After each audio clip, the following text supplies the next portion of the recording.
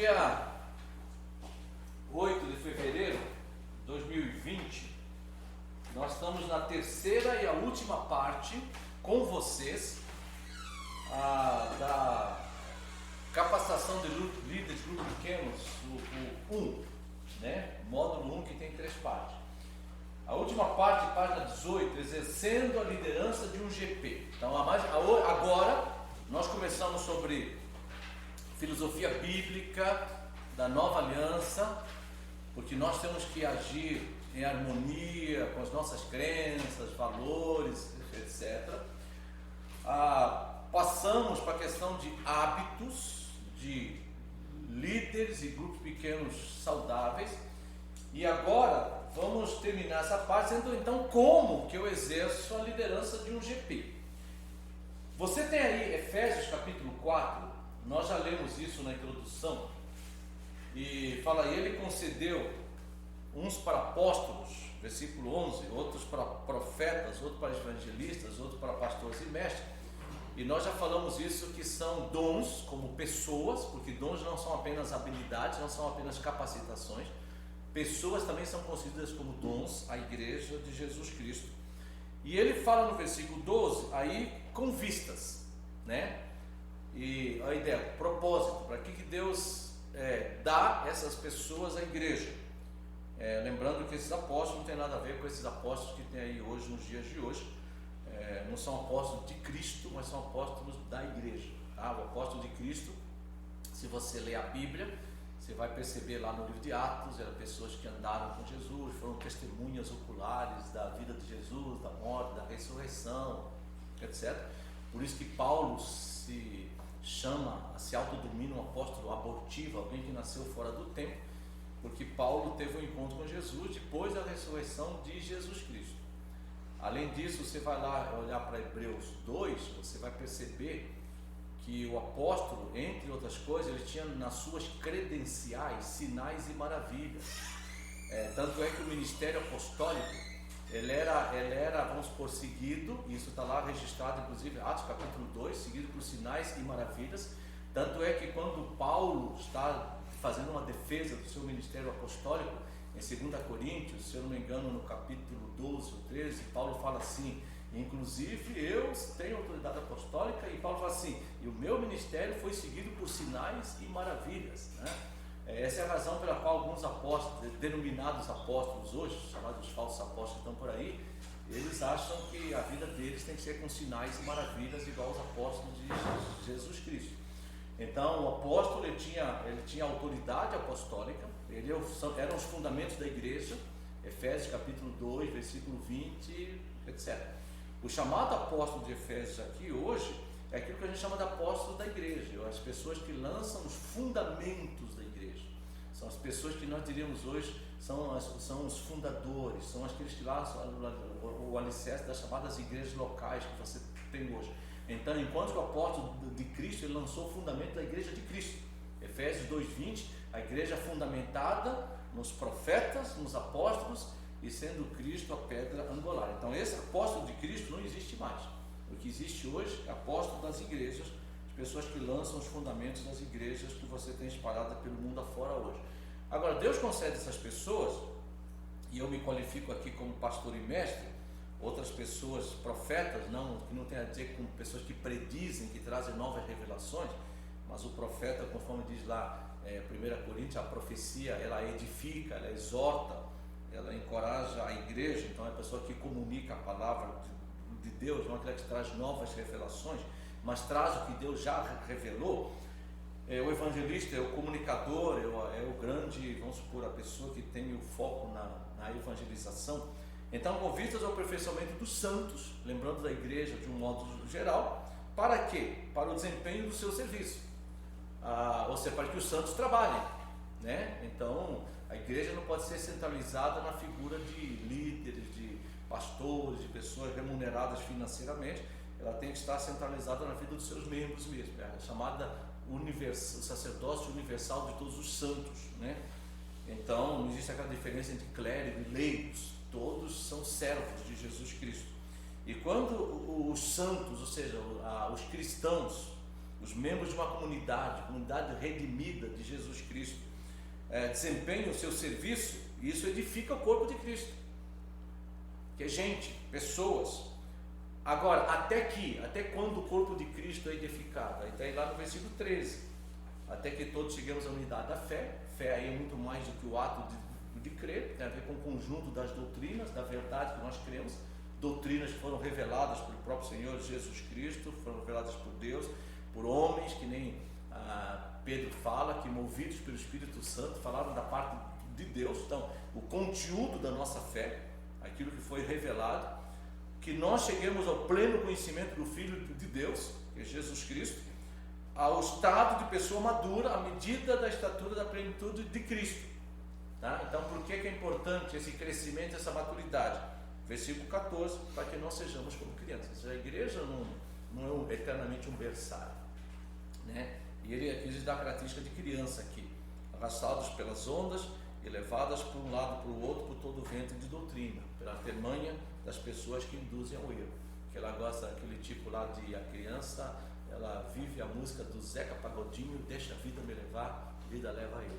Aquela pessoa que, tipo, Maria vai com as outras está atrás de uma coisa, Maria está atrás de outra coisa, ele não sabe o que quer. Você tem um brinquedo, daqui a pouco está com outro, depois briga com o brinquedo, está na mão do outro, aí tira o brinquedo, depois já não quer mais, aí já quer outro, tudo mais tal. Então a criança ela é inconstante, e nós não podemos ser inconstantes na nossa vida cristã.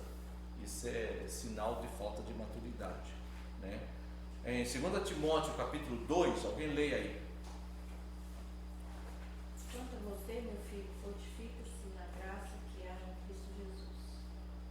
E o que você ouviu de mim na presença de muitas testemunhas, isso mesmo transmita a homens fiéis, idôneos, para instruir as outras. É aquilo que nós falamos. Você tem aqui as gerações, você tem Paulo, você tem Timóteo, né? Aí você tem o que ele chama de homens fiéis, né? Idôneos, ou seja, também capazes. E aí você tem outros. É aquilo que o pessoal fala na questão de uma multiplicação, né? Por isso que o Howard Reid fala que o cristão ele não pode ser como um lago que recebe água, uma lagoa que retém água. Ele deve ser como um rio que corre. Então, você recebeu, você transmite para outro. Você não pode reter. Inclusive, tem lugares que retém tanto que a água começa a apodrecer, né? Porque não tem oxigenação, a água não corre. E na nossa própria vida, quando nós recebemos, mas nós não transmitimos, isso não é saudável, não. Então, nós temos aqui o desafio: como então eu posso liderar um grupo pequeno? Quando você pensa em liderança, tem aí objetivos, tem duas caixas-chaves aí, duas caixas de texto. A primeira, o que nós queremos que você e nós sejamos como líder? Que você possa pensar, viver e ensinar biblicamente. Tá? O líder cristão, ele tem que pensar biblicamente, ou seja, pensar segundo Cristo, viver segundo Cristo, ensinar segundo Cristo. Outra coisa, liderar através do serviço. Nunca sonhe com uma liderança burocrática. Essa liderança ela não conquista autoridade no contexto da comunidade e no contexto da igreja. A liderança que conquista autoridade é a liderança de servo. Se você quer ser líder, fala, ensina, não sei o que, desafia os outros e tal, mas os outros não vê você mesmo fazendo. É mais ou menos aquela ideia: faça o que eu falo, mas não faça o que eu faço. E quando você vê lá em Mateus capítulo 7, quando Jesus termina o ensino e fala assim: e Jesus tinha autoridade não como os escribas e fariseus, porque escribas e fariseus falavam, mas a palavra não era prática. Jesus falava, mas ele era a própria palavra encarnada. Tá? Então, por exemplo, se você está no líder de um GP e você fala assim para o GP: gente, a gente precisa visitar os membros do GP doentes. Mas o pessoal do GP nunca viu você visitar ninguém doente do GP. Próxima vez que você falar, o pessoal não vai dar crédito naquilo que você fala. Tá? Nós precisamos, como GP, evangelizar. Só o pessoal do GP nunca viu você evangelizar ninguém. Tá? Então, quer dizer, o líder ele liderar através de serviço. Que mais ou menos é aquilo que a gente fala muito do pastorado, e outro cara está aí, a gente fala assim, existe pastor de gabinete, tá? Existe pastor. E de púlpito, né? De gabinete e púlpito, existe, por exemplo, pastor. O pastor que de fato tem autoridade no contexto de igreja, ele não é somente pastor de gabinete e de púlpito, ele é um pastor de vida. Tá? De envolvimento no dia a dia com as pessoas. Então, é aquele negócio, liderar, Marcos 10, né? Jesus não veio para quê? Para ser servido, mas veio para servir e dar. Então, liderar através do serviço. Outra coisa, influenciar outros com o caráter de Cristo. É aquilo que a gente fala, se você lembrar às vezes do seu pai, da sua mãe, né, geralmente você não vai lembrar muito o que o pai e a mãe falou, mas você vai lembrar como eles viviam. As pessoas guardam muito mais o nosso estilo de vida do que as nossas palavras.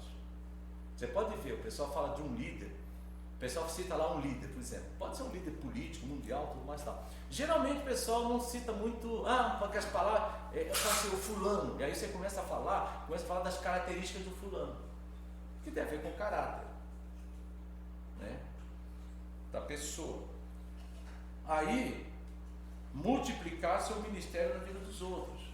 Seja um líder que multiplique o seu ministério na vida dos outros. É aquilo que a pessoa fala, legado.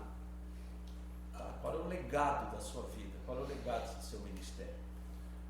Outras pessoas que você pode ver que são fruto da graça de Deus através da sua própria vida. E a outra, concluir a carreira com integridade. Aquela velha história. Começar bem e terminar bem. É bom começar bem, mas é bom também terminar bem.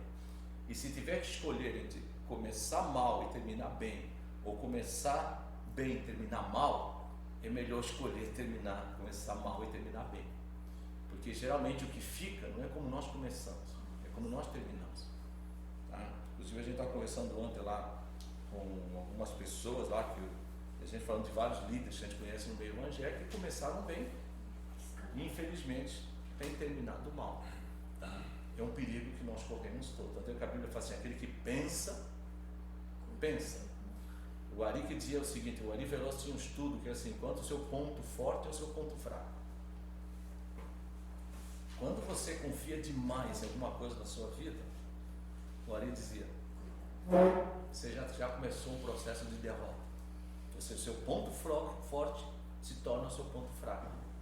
Você pode ver que muitos atletas que morrem, inclusive o pessoal que faz, por exemplo, escalas, montanhas, que faz esportes radicais, geralmente alguns deles morrem no auge da carreira. Por quê? Ele vai aumentando tanto o nível de confiança que ele começa a perder muitas das vezes alguns cuidados de segurança que ele tinha quando ele começou. Tá? E é isso que acontece. O excesso de confiança ele gera derrota. Né? Não é à toa que a Bíblia fala que Deus resiste ao soberbo, mas dá graça ao humilde. Áreas que nós precisamos crescer. Caráter. Como você conhece o caráter de alguém? A maneira como ele vive. Através do seu falar e do seu viver. Lembra o livro de Provérbios? Não abrir a boca, você conhece o touro ou sábio. Mas também você conhece, a criança se dá a conhecer pelas suas ações. Então você conhece o caráter de alguém pelo falar e pelo viver. Tá? O livro de Provérbios fala isso. Relacionamentos. Tá? Existem pessoas que têm relacionamentos muito trucados, difíceis. Tá? Nós precisamos construir relacionamentos construtivos e sadios. Né? Conhecimento bíblico. Nós já falamos sobre a questão do crescer pessoalmente. Esse dia eu estava vendo o Pedro Pompeu, ele estava encontrando no post, ele definiu que sexta-feira à tarde ele não vai trabalhar mais depois das 15 horas. E ele inclusive falou que ele conquistou isso, que era um sonho na vida dele. E agora, se você perguntar para ele assim, o que ele vai fazer? Ele falou que vai reservar o tempo para estudar. Ele quer estudar mais, ou seja, aprofundar no conhecimento. Eu posso te apresentar alguns caras que são profissionais, super ocupados, que são tremendamente estudiosos de Bíblia. Para tirar de nós aquele mito, o cara, eu não sou pastor, não tenho tempo de fazer seminário, tudo mais e tal. Não.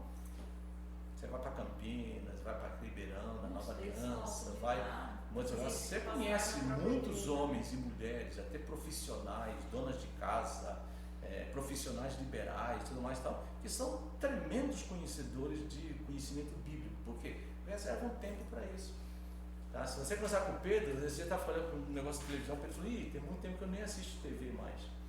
Porque as pessoas começam a mudar um pouco a qualidade do seu tempo. Eu uma vez em Angola, estive na casa de um homem lá, que ele trabalha numa companhia de petróleo, ele trabalha no serviço bem de uma categoria de empregado bem simples lá, não tem nenhum cargo de liderança lá, e ele acorda todo dia, 4 da manhã, ele estuda das 4 até as 6, aí ele toma um café, pega a bicicleta e vai trabalhar. Eu fiquei impressionado com aquele homem.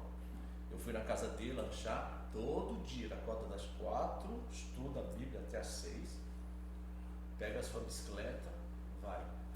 E 2 vezes à noite na casa dele ele tem um grupo de estudo bíblico. Tá? Então, quer dizer, ele precisa investir na questão do conhecimento bíblico. Uma época o pastor Ivênio dos Santos, ele fez um compromisso com ele mesmo. Ele não tomava café da manhã enquanto não estudasse a Bíblia. Tá? Então às vezes a gente acorda cedo para trabalhar, cedo para fazer aquilo, dorme tarde, mas não. E se você começasse a separar meia hora, 1 hora de cada dia para estudar? Aí você fala, mas tem muita coisa para fazer. Sabe o que o Martinho Lutero, por exemplo, dizia? Quanto mais coisas eu tenho para fazer, mais tempo o quê? Mais tempo eu oro. Mais tempo eu oro. Então isso ajuda a gente ganhar tempo. É o tempo que você ganha na presença de Deus. Então coloque isso como um desafio na sua vida. E a outra coisa é desenvolver habilidades ministeriais. Então, aquele desafio que nós temos, desenvolva habilidades ministeriais. Ou seja, se torne cada vez melhor naquilo que você faz. Eu gosto muitas vezes de citar alguns exemplos, no meio de todos os defeitos. Eu sou alguém que gosta, no bom sentido, de fuçar. Tá? Por exemplo, se você pegar mesmo na história, por exemplo, da Nova Aliança, eu sou aquele tipo de pessoa que às vezes passa um momento difícil de alguma coisa, aí um colega meu, fala assim, Domingos, você sabia que lá, não sei aonde, está acontecendo isso, não sei o que, lá tal? Eu vou lá. Tá? Para conhecer o que está acontecendo. Foi assim que eu fui para Fortaleza para estudar sobre grupos pequenos.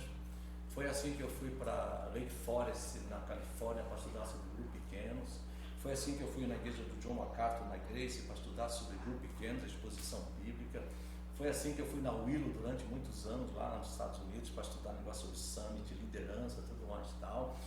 Singapura, lá na The Cove, no Billy Graham Training Center, Igreja Batista Fortaleza, com o Lucas Messias e o Tiago, com o Belo Horizonte, com o Tiago Baria, ou seja, várias vezes em igreja aqui, ali, tudo mais e tal, porque eu gosto de conhecer. Quando eu estava no centro do voluntariado, fazia parte da presença do centro do voluntariado, fiz curso com o pessoal de Nova York, New York Cares, pessoal do Canadá, Bonds of Life Foundation, fomos no centro voluntariado de São Paulo, com Milu Vilela, lá, que é uma das acionistas do Banco Itaú, inclusive naquela época conhecemos lá a Regina Duarte, que está aí na cultura, fomos em comunidades outras, conhecer trabalhos, organizações sociais, como é que se organizam, como elas se tudo mais tal. Ou seja, então você tem que procurar conhecer. Tá?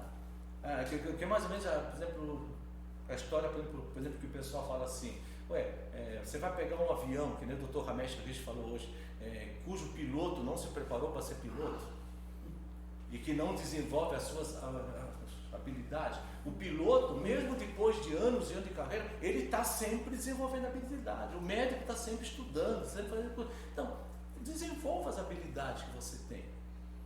Tá? De conhecer mais, de ver o que os outros fazem, conhecer a realidade, pega livros, faz cursos, vai, desenvolva, invista.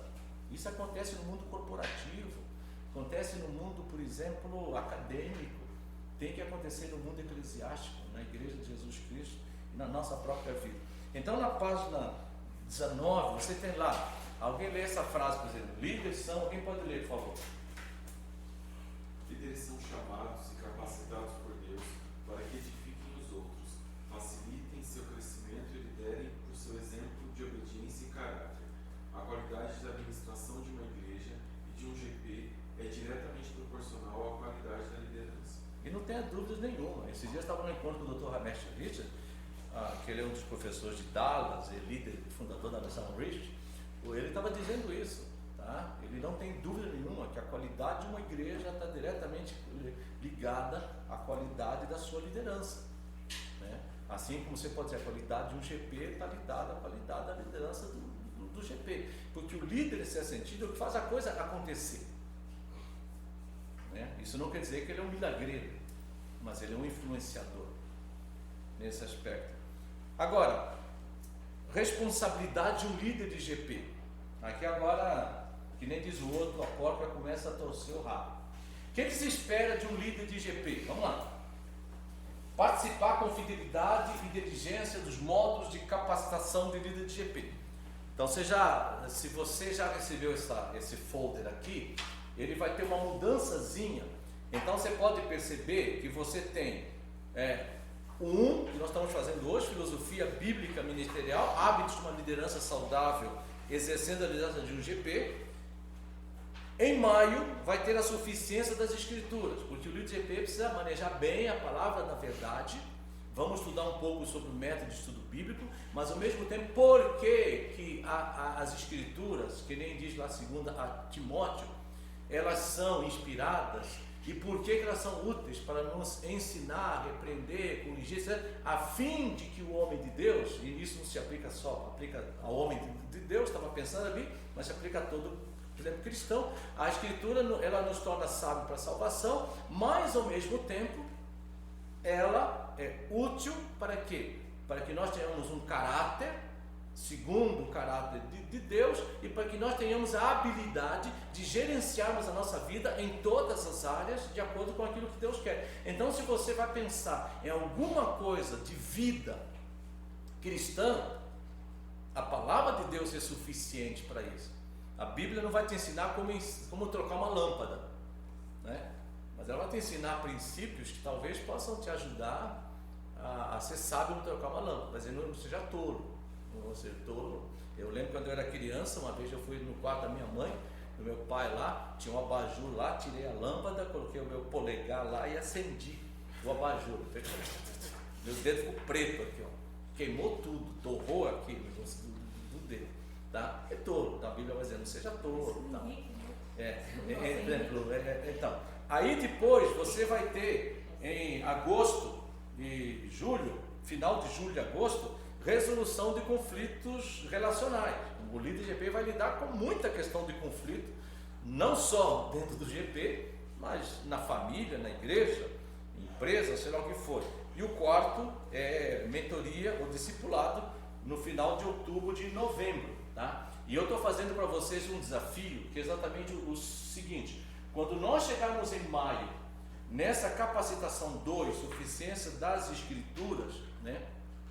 Eu já preciso ter 3 pessoas, pelo menos. Se for uma vai ser cansativo igual eu, você tem que dar 3 terças-feiras e 2 sábados, então o ideal é que seja 3 pessoas que possam dar a capacitação de líder pequeno, enquanto que eu e mais uma outra pessoa, pelo menos, estaremos dando o 2, vai acontecer simultaneamente. Então, por exemplo, sábado tem uma turma aqui que está dando no 2, tem uma outra turma na outra sala com 1.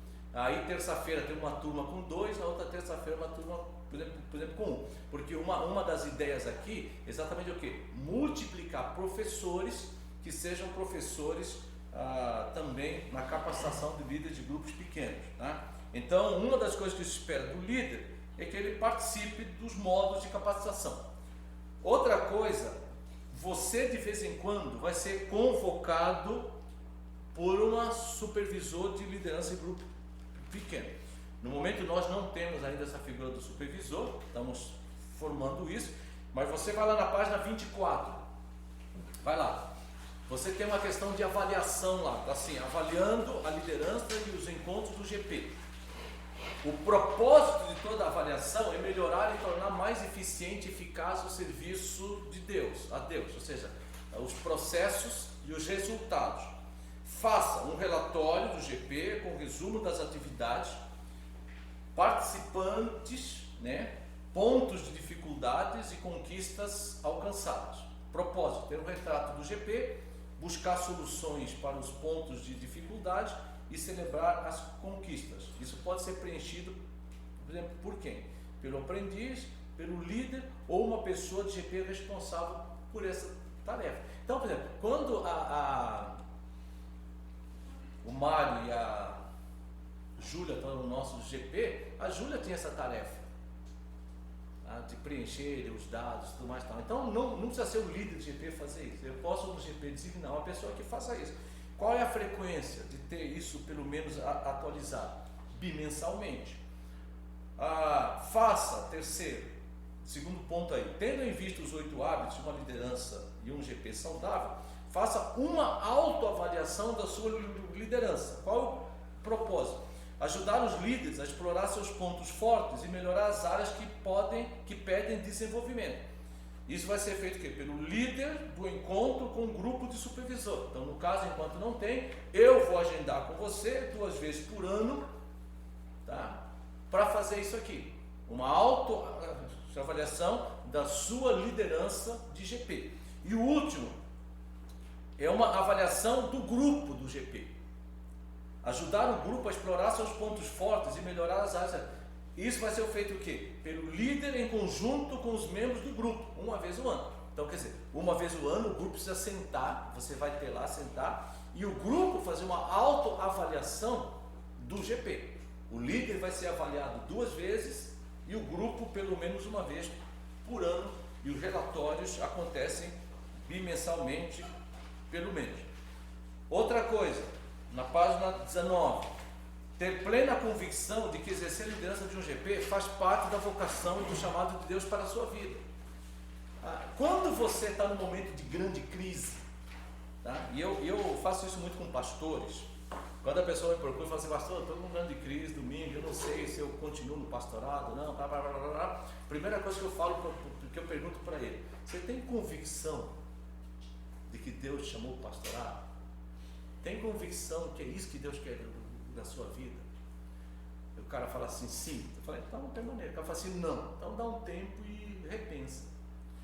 Porque é importante nós termos convicções de que aquilo que nós estamos fazendo, tá? Estamos fazendo algo segundo o que Deus quer de nós. Porque se você não tem convicção, meu querido, na primeira crise, no primeiro problema, dificuldade, você vai cair fora, tá? Então precisa ter convicção de Deus. Agir sempre em sujeição e harmonia com a filosofia da igreja, e em hipótese alguma influenciar qualquer tipo de processo de divisão. Romanos 16, alguém leia, versículo 17 e 18. Irmãos, peço que notem bem aqueles que provocam divisões e escândalos, em desacordo com a doutrina que vocês aprenderam. Afastem-se deles, porque esses tais não servem a Cristo, nosso Senhor, e sim ao seu próprio ventre, com suaves palavras e lisonjas, enganam o coração das pessoas simples. Ok, então deixa eu dizer para vocês o seguinte: pessoas que provocam divisão, escândalo é tropeço, tá? Escândalo é como se você tivesse uma armadilha para fazer uma outra pessoa tropeçar. Essas pessoas, elas estão em desacordo com a doutrina. E aí você pensar assim: doutrina de quem? De Cristo, dos apóstolos. Que não é isso que a palavra de Deus ensina. Uma outra coisa que ele fala aqui, não servem a Cristo. Por que não servem a Cristo? Porque servem aos seus interesses pessoais.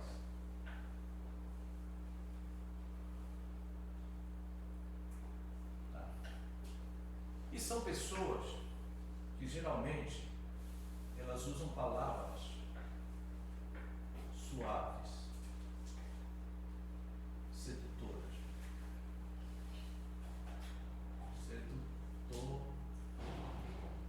Sedutoras. Vamos lá.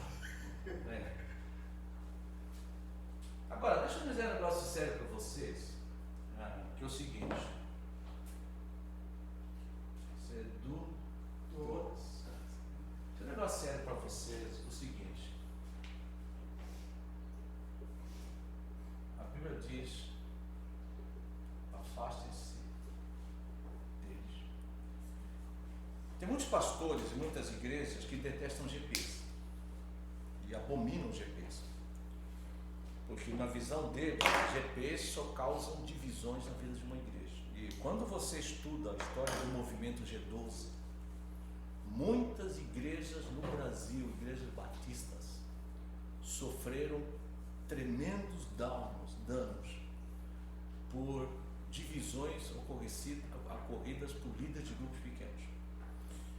Um dos grandes pepinos que grupo pequeno muito fechado causa na vida de uma igreja é que o GP vive tanto a vida deles que quando o líder sai da igreja, e geralmente quando ele sai por problema de conflito, algum problema de dificuldade, não é quando ele sai numa boa, tal, a tendência é que o GP vai junto com ele, tá? Porque a referência daquele grupo não é a igreja, a referência daquele grupo é o GP e o líder do GP, porque na verdade eles viraram uma igreja dentro da própria igreja. Eu pessoalmente, eu tenho uma ojeriza muito forte por todo o processo de divisões causado no contexto de uma igreja. Tanto é que a Nova Aliança tem a história de não apoiar igreja nenhuma que nasce de divisão. E às vezes a gente ajuda a ter uma igreja e nem sabe que nasceu de divisão, para a gente ficar sabendo que nasceu de divisão. Descobre já. Já ajuda. Mas essa é a nossa política desde o início. Nós não nascemos de divisão e nem damos apoio que nasce de divisão. Isso é aquilo que a Bíblia fala assim, afastem-se deles. Agora, o que você precisa entender é que divisão, escândalo, é desacordo com a doutrina de Cristo e dos apóstolos. Pessoas que causam divisões não estão servindo a Cristo. Então nunca tem aquela ideia, Deus quis assim, é uma forma de multiplicar a igreja. Não é. Isso é uma linguagem diabólica, não é uma linguagem bíblica. Tá? A Bíblia é clara, as pessoas servem aos seus interesses pessoais, talvez de poder, de fama, de império, de influência, etc. Mas não estão servindo a Cristo, porque a pessoa que serve a Cristo, ela anda de acordo com a doutrina de Cristo, logo não causa divisão. E a outra coisa, geralmente, vem por palavras sedutoras, né? Palavras suaves, não é uma coisa tão escancarada, é uma coisa muito mais sutil. Tá? Então, o líder de GP, ele deve ser alguém tremendamente comprometido em jamais ser um fomentador de divisões no contexto da igreja local. E todos vocês que estão aqui, se um dia acontecer com você, saiba exatamente isso. Você está agindo em desacordo com a doutrina de Cristo, você está servindo a você mesmo e você está enganando pessoas. Tá? Então nunca tenha na sua mente aquela ideia, Deus quis assim. Não, Deus não quis assim, o diabo quis assim. Deus não quis. O que Deus quer é a unidade dentro da igreja. E o dia que você tiver que sair, saia em paz, saia bem, saia com bons relacionamentos, converse com liderança, tudo mais tal, e não influencie ninguém a sair com você, ok? O outro ponto aí é zelar para que o GP não seja um espaço de proliferação de sentimentos negativos, de maledicência contra a igreja, contra a liderança e outros. Alguém lê Efésios capítulo 4, versículo 29, 30 e 31. Vamos lá, Efésios 4, 29, 30 e 31. Não saia da boca de vocês nenhuma palavra suja, mas unicamente a que for boa para edificação, conforme a necessidade, e assim transmita graça aos que ouvem. Não entristeçam o Espírito Santo de Deus, no qual vocês foram selados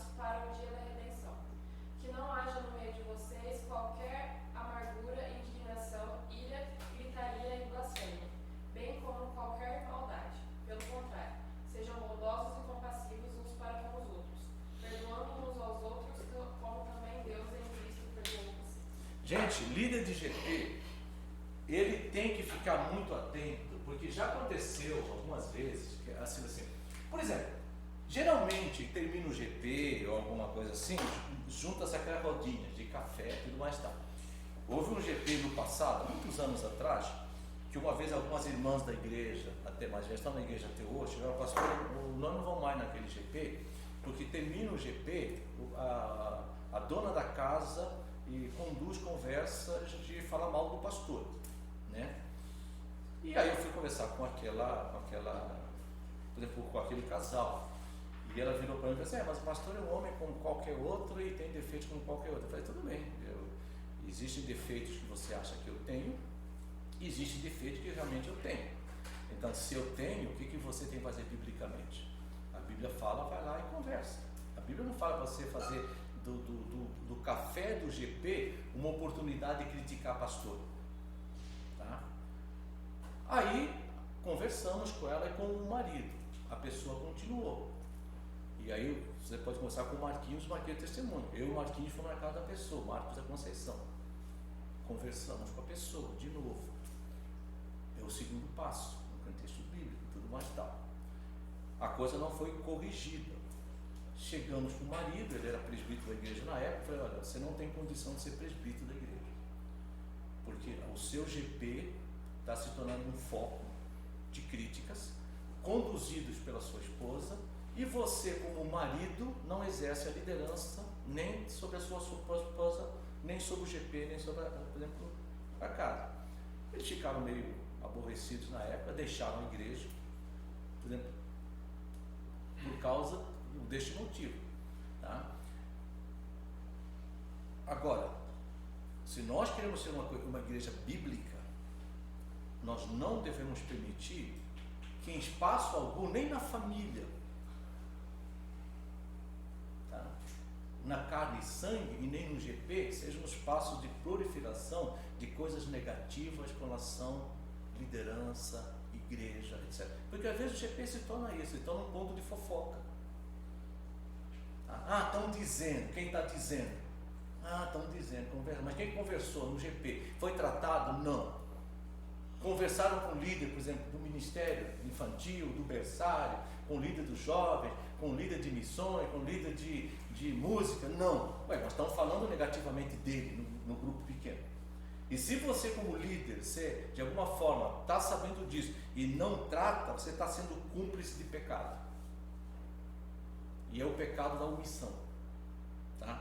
Então, a Bíblia assim, você vai falar, a coisa é boa, ela edifica, tá? Ela é necessária. Se a resposta é sim, fale. Se a resposta é não, não fale. Tá? E é aquilo, por exemplo, que ele fala. Então não vai falar coisas que não edificam, não é boa, não é, por exemplo, necessário. E nem faça do GP um espaço de amargura, de indignação. Ah, eu estou aborrecido com a igreja, porque a igreja não sei o quê. Aí o outro fala assim, eu também estou, porque aconteceu isso na minha vida. O outro também, eu também estou, porque não sei o quê. E aí o líder do GP, às vezes, eu também estou, tudo mais tal. Gente, se o GP é assim, para. Não há motivo para continuar o GP. Via de regra, quem não dá, fica, né? Nesse movimento. Porque a Bíblia fala que raiz de amargura se espalha. Contamina. Tá? Então, por exemplo, aquele negócio, a Fernanda está chateada com a igreja, aí conversa com a Raquel também se solidariza com a Fernanda, que é amiga da Fernanda, aí a Raquel fica brava com a igreja também, porque já aconteceu várias vezes, até aconteceu comigo mesmo. Às vezes você vê um casal que é muito amigo, você quer, o casal de repente fica diferente. Aí você visita o casal e fala, meu amigo, eu percebi que você mudou o relacionamento comigo, né? Aí o casal, não, mas mudou. Aí você fala assim, o que aconteceu? Aí o casal fica, aí de repente tem coragem de falar. Nem sempre o cristão é muito corajoso e sincero de falar as coisas. Aí a pessoa fala assim, eu estou chateado com você, porque, por exemplo, estou usando um exemplo, Porque eu conversei com a Fernanda falou que você não teve uma atitude correta com ele, com ela, não sei o que, tudo mais tal. Aí você fala assim, mas atitude o quê? Porque ela falou que aconteceu isso, né? Aí você fala assim, Aí você chama a Fernanda fala, mas não foi isso que eu falei, tá? Eles entenderam errado. Aí o casal fala assim, pastor, desculpa, a gente entendeu errado. Isso é tolice. Na Bíblia, você não pode dar crédito a uma pessoa sem você ouvir a outra parte. Isso é bíblico. Tanto é que a Bíblia fala assim, o que começa o pleito parece que tem razão. Se eu tenho um conflito com a Fernanda e eu vou conversar com o Milton, eu vou conversar a minha versão. Eu vou conversar da minha maneira, de tal forma que ele acha que eu tenho toda a razão e a Fernanda é um demônio. Agora a Fernanda vai conversar com o Washington, ela vai conversar do jeito dela, tanto é que o Washington dá razão a Fernanda, que eu sou um demônio. Aí de repente você vem, por isso que o provérbio fala, aquele que começa o pleito parece que tem razão. Provérbios fala isso. Até que vem um terceiro e julga. Tá? Então a gente precisa aprender, ouvir alguém, trata da coisa. Porque a pessoa que está te contando a coisa, ela está contando a coisa na versão dela, da maneira dela, do jeito dela. E as outras partes. Tá? Então cuidado com isso. E isso é muito comum. Você vai fazendo amizade com as pessoas vão tomando liberdade de fazer críticas negativas, e quando essas críticas não são tratadas, mais à frente se torna uma causa de processos difíceis no contexto da vida de uma igreja. Tá? Então o líder de GP, ele tem que ter a antena ligada. Tem conversa que não é boa, que não edifica, que não é necessária. Tá? Tem amarguras, críticas negativas, trate. Isso é bíblico. Uma coisa que eu já tive problema no passado, né, na nossa antiga igreja, era assim, eu estava desabafando. Aí no desabafo eu posso falar mal, me exceder. Mas não foi uma conversa séria. E aí eu aprendi isso até com o Helder, quando eu visitei o Lucas ano atrasado. E aí eu conversei um pouco com o Helder e ele falou, comigo todas as conversas são oficiais. Se eu estou no banheiro e falo, faça isso, eu sustento o que eu falei. Se eu estou no trânsito, mandei um WhatsApp, mandei um áudio, a minha palavra é sempre oficial. Não tem essa, eu converso com você uma coisa de um jeito, era um desabafo, eu não preciso ter responsabilidade. Isso me ajudou bastante assim, a ter clareza. Quando eu e o pastor Fernando Leite começamos o nosso ministério, nós fomos para o Belo Horizonte, eu nunca me esqueço que o pastor Ivênio deu para nós várias dicas, até deu para nós um livro, não se esquece o autor, um livro bem surrado lá, de coisas que a gente não devia fazer. E uma das coisas que o Ivênio falou, por exemplo para nós, é exatamente o seguinte, a gente já trabalha em equipe, o Ivênio, o Fernando e eu. Então, qual que é assim? Se alguém chega para mim e fala assim, Domingos, aí vai fazer uma crítica para o Fernando ou para o Ivênio, eu tinha que ter o comprometimento de olhar para a pessoa e falar o seguinte, quanto tempo você vai precisar para conversar? Por exemplo, a pessoa falou mal do Fernando, quanto tempo você vai conversar com o Fernando? A pessoa fala, por quê? Não, você vai conversar com o Fernando, você vai falar para ele o que você me falou. E a pessoa, mas eu preciso conversar? Precisa conversar. Quanto tempo você precisa? Pessoal, me dá 5 dias, tá? Então daqui a 5 dias eu vou conversar com o Fernando e vou dizer, Fernando, o Everton conversou com você? Tá? E o Fernando vai dizer, não, conversou sobre o quê? Eu falei, então daqui a 5 dias eu vou conversar com o Fernando e vou falar que você conversou comigo sobre ele. Não vou dizer o assunto. E se você não conversou com o Fernando, eu e o Fernando vamos te procurar.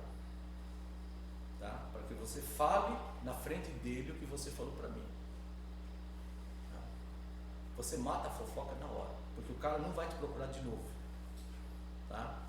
Uma outra coisa que era coisa era não procurar alguém e falar assim, alguém me disse. Né? Que nem uma vez um líder chegou para mim e falou, pastor, estão dizendo alguma coisa que eu fiz, uma decisão que eu tomei, estão dizendo tal. Eu falei, então é o seguinte, vamos reunir a equipe para eu esclarecer isso. Não é bem assim. A pessoa que já falou, inclusive já saiu da igreja, está mais na igreja. Eu falei, você não falou para mim, estão dizendo? Porque às vezes a pessoa fala assim, estão dizendo, mas na verdade ele está dizendo.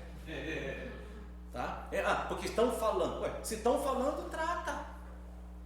Então, por exemplo, teve uma vez um cara que me procurou, ele ia falar mal de um pastor. Ele falou assim, pastor, estão dizendo que o pastor falando tal, não sei o quê. E eu fazia parte do conselho de ética, né, por exemplo, dos pastores. E eu falei para ele, tudo bem, então faz o seguinte, se estão dizendo isso, vamos lá e vamos sentar e conversar. Ele falou, não, mas eu não vou não, porque aí é minha palavra contra o pastor. Eu falei, não, você não está me falando. Eu falei, então se você quer ir, ele falou, não. Eu falei, então eu não vou tratar do assunto. Ele falou, mas não existe ética. Eu falei, não, eu não posso chegar para ele e falar, estão falando isso. Eu não vi, eu não sei. Ele vai virar para mim e falar, quem está falando? Mas não sei. Ué, como você vem me tratar? Eu lembro quando no primeiro ano de pastorado, lá em Mariana, eu fui para uma menina, eu falei, me falaram, a menina falou assim, quem te falou? Eu falei, não posso falar. A menina falou assim, então você está vindo falar comigo o quê? Se nem coragem você tem para me falar quem me falou. Tá? Então a gente precisa tomar muito cuidado com essas questões de GP, e estão me falando, estão dizendo, não sei o quê. Trate do problema, trate do pecado, para ser um GP saudável, que cresce e que se multiplica. Uma outra coisa, 5 minutos antes do intervalo, liderar os encontros de GP segundo os 8 hábitos, tá?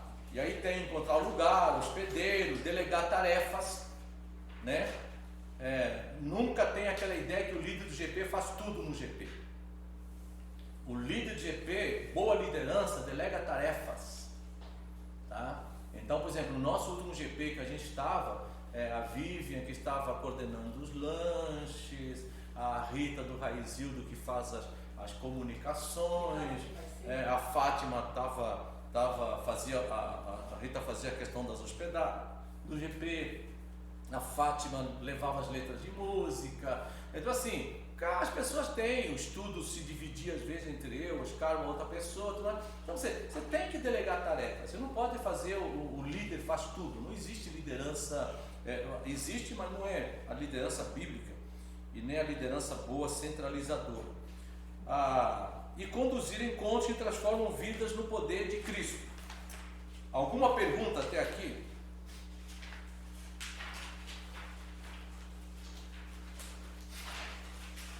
Então, antes do intervalo, como conduzir GP? Identifique possíveis candidatos a estarem, em vez de pôr seu grupo, risca aí seu grupo no grupo, que o grupo não é seu, e nem é meu. Identifique candidatos a estarem no grupo, risque seu, que na próxima apostila já está arriscado isso corrigido, e desafios a comprometer-se com um período com um grupo. Ou seja, é aquele negócio de contatar, convidar pessoas para estar no grupo, tá bom? Sempre lembrando que o grupo ideal tenha de 12 até 15 pessoas no máximo. Caso contrário, começa a atrapalhar a interação e tal. Use, isso é importante, exclusivamente os recursos providos, indicados previamente pelo Ministério Grupos Pequenos. Agora, o mês de fevereiro, nos GPs, mês de fevereiro, e a partir de hoje, vocês vão receber um papel para preencher, vocês podem começar a liderar GP. No mês de fevereiro é livre. No mês de março, até março, abril e maio, vocês vão receber um material, que é um livro, questão de doutrinas, tá? Tem 20 estudos, mas vocês não vão estudar os 20 de abril, maio. Aí no mês de junho, vocês vão receber esse. Maio já passou o pessoal? Não? Isso já? Tá. O mês de junho, os GPs têm os 8 hábitos. Vamos estudar os 8 hábitos para lembrar o que é um GP e um grupo saudável. Julho, de novo, é livre, porque até mês de férias, tem GPs que param.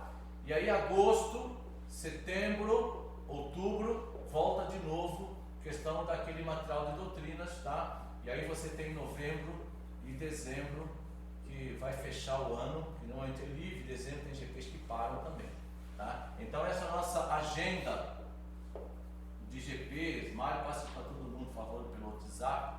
Sim. Tudo isso o pessoal quer saber, né? Essa é a agenda de GPs que nós estamos usando aí. Quando é livre, posso usar o outro material? Posso, mas consulte antes, para não ter o perigo de usar algum material que não seja doutrinariamente ou mesmo coerente com aquilo que nós queremos como igreja, Tá? Compartilhe a responsabilidade do ensino.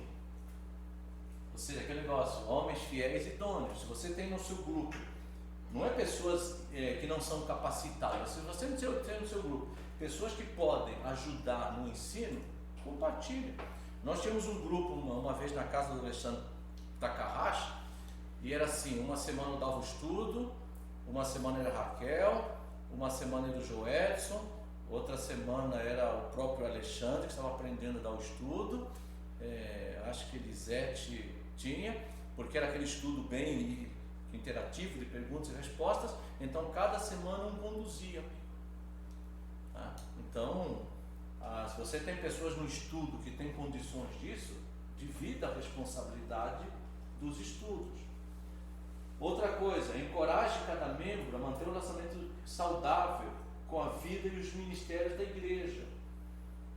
Existem certos grupos que a pessoa é membro da Nova Aliança, ele só vai no GP, mas não participa da celebração coletiva. Encoraje a pessoa que tanto o GP como a celebração coletiva, uma coisa não substitui a outra, elas se complementam. Então, tenha essa visão. Amanhã, inclusive, a gente vai falar sobre igreja, pregar sobre igreja e tal. Você vai ver que a Bíblia fala muito aquele negócio de, até Efésios, Deus está edificando juntos. É interessante essa expressão, edificando juntos. Tá? Não existe aquela ideia de uma fé individualista. A conversão, ela é individual. A pessoa, quando afasta da igreja, ela fala, não, eu continuo orando, eu continuo lendo a Bíblia. Não existe aí a gente completa, mas você deixou de congregar. Não existe isso. Tanto é que quando você olha, por exemplo, na Bíblia, a gente vai ver isso amanhã à noite, Pedro, quando você fala assim, anunciar as virtudes, ali é coletivo, é o povo, é coletivo, né? Ou seja, muitas das vezes a gente olha a fé muito pelo lado individual. Não, a conversão é individual, mas o exercício da fé é na coletividade, é num corpo, é conjunto. A gente precisa ganhar muito essa visão. E aí cresce aqueles movimentos do sem igreja, do pessoal da igreja virtual e tal, que não tem nada a ver com a doutrina de Cristo e dos apóstolos. Outra coisa, encoraje cada membro do grupo, já falei isso, 2 últimos pontos: identificar no grupo um visitante, tá? Alguém que é o convidado da igreja, etc. Então, se você identifica no seu GP alguém que está frequentando ele, que é membro de outra igreja, não se esqueça disso, ele é membro de outra igreja e comunidade, começou a frequentar o GP, o que você tem que fazer? Está escrito aí. Você tem que encorajar ele a comunicar ao pastor dele, porque eu não estou falando de pessoa que mudou para a Nova Aliança, estou falando de pessoa que está frequentando o GP, mas ao mesmo tempo ele é membro de outra igreja. Por exemplo, tem um amigo, no Rafa, por exemplo, o Thiago. O Thiago vem no GP dos universitários, aquele encontro que ele tem, que era GP, aqueles encontros que tem lá. Tem uma vez que eu falei para o Thiago, você tem que conversar com o seu pastor da sua igreja, falando que você está vindo participando aqui. Por quê? Porque ele participa aqui, mas ele é membro lá.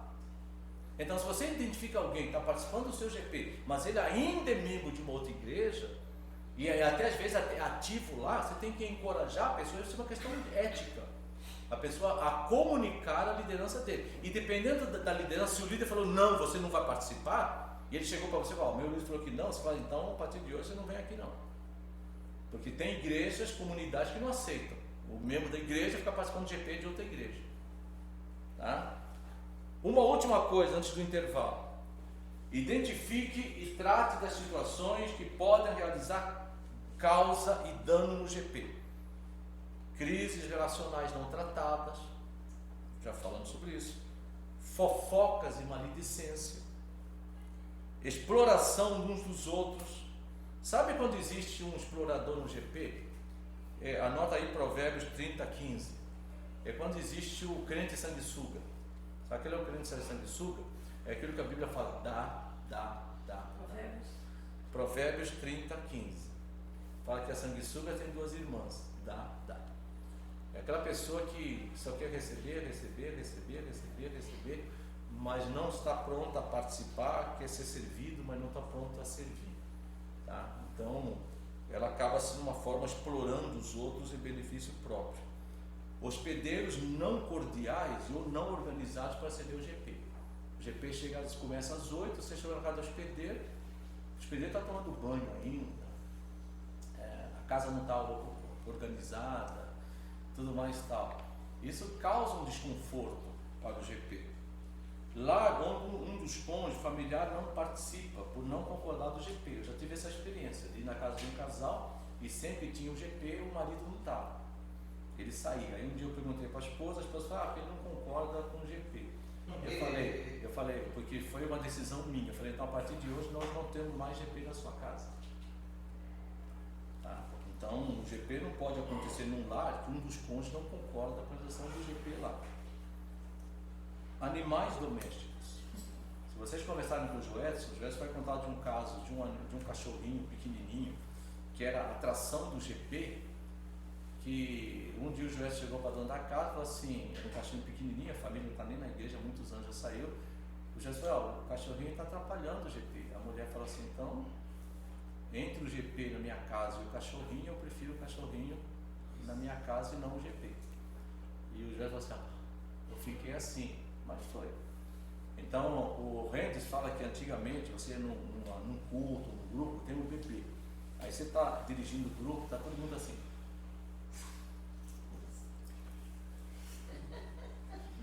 Hoje não, hoje é o cachorrinho. Aí um pega no colo, aí põe aqui, o outro vai, pega ali, aí o cachorrinho pula em cima do outro, começa.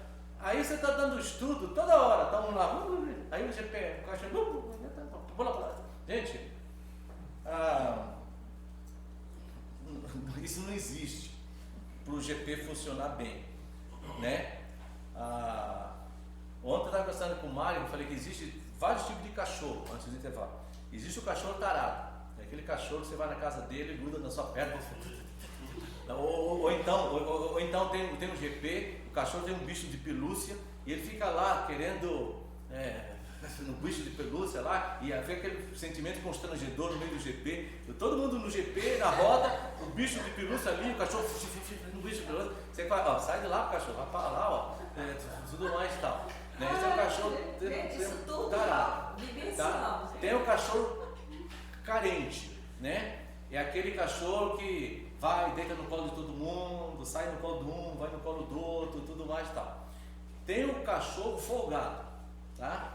É aquele cachorro que você vai, está assim em pé, ele começa a cheirar a sua traseira. Aí ele quer cheirar a mulher não sei aonde. Aí você está com o lanche na mão e está distraído, ele vem e tira o seu lanche, não sei o que mais tal. Esse cachorro é o cachorro folgado. Tá? Tem aquele cachorro que quer chamar atenção. Igual nós vamos numa reunião, a mulher tem um porco, faz, o cachorro pega o porco, começa a apertar o porco de plástico, o porco tá?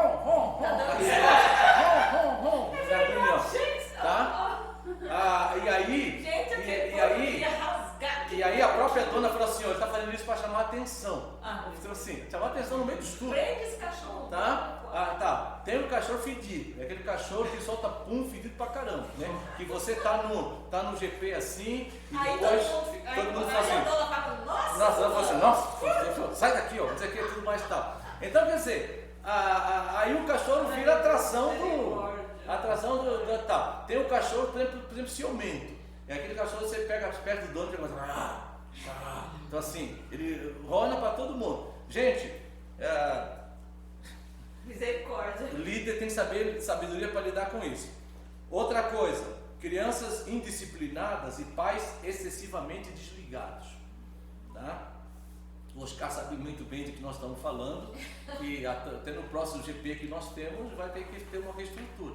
Você não consegue dar o GP, porque tem crianças que não param quietas um minuto no GP, não conseguem dar estudo, mesmo que você faça exame. E os pais hoje em dia ficam olhando e não fazem nada. Por exemplo, tem uma senhora que falou assim, eu terminou o GP, não tem mais GP na minha casa. Ela falou, as crianças pulavam de um sofá para outro assim durante o GP, eu não vi aquelas crianças iam cair, os pais não faziam nada. Ela falou, no GP eu dei tipo assim, eu perdi a paciência, a calma, todo mundo ficou assim, não teve mais GP na minha casa nunca, tá? Porque eu via aquelas crianças pulando de um lugar para o outro, subiam no sofá, pulavam para cá, os pais ali sem fazer nada, tá? Tem criança que vai, pula em cima da televisão, pula em cima do som, aí você tem o brinquedo dos seus filhos, a criança vai lá, pega o brinquedo, quebra o brinquedo, não sei o que, aí joga dentro do vaso, aí morde a orelha do cachorro, aí dá pontapé no mais velho da casa, tudo mais e tal.